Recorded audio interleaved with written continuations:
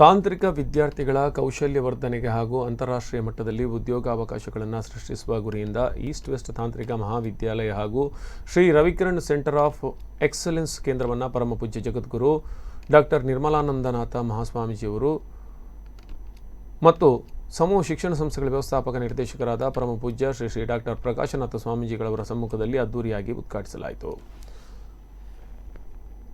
ಕಾರ್ಯಕ್ರಮದಲ್ಲಿ ಮುಖ್ಯ ಅತಿಥಿಯಾಗಿ ಉನ್ನತ ಶಿಕ್ಷಣ ಸಚಿವ ಡಾಕ್ಟರ್ ಸಿ.ಎನ್. ಅಶ್ವತ್ಥನಾರಾಯಣ್ ಮಾತನಾಡಿ ಅಕಾಡೆಮಿಯ ಕಾರ್ಯವೈಖರಿಯನ್ನು ಶ್ಲಾಘಿಸಿ ಕೌಶಲ್ಯ ಕೇಂದ್ರಗಳ ಅಗತ್ಯತೆಯನ್ನು ಒತ್ತಿ ಹೇಳಿದರು. ಗೌರವಾನ್ವಿತ ಅತಿಥಿಗಳಾಗಿ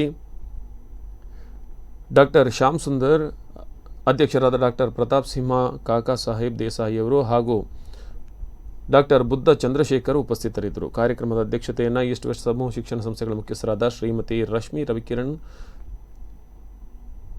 ವಹಿಸಿಕೊಂಡಿದ್ದು, ಸಂಸ್ಥೆ ಮುಖ್ಯಸ್ಥರಾದ ಕಿರಣ್ ರಾಜಣ್ಣ ಅವರು ಉಪಸ್ಥಿತರಿದ್ದರು.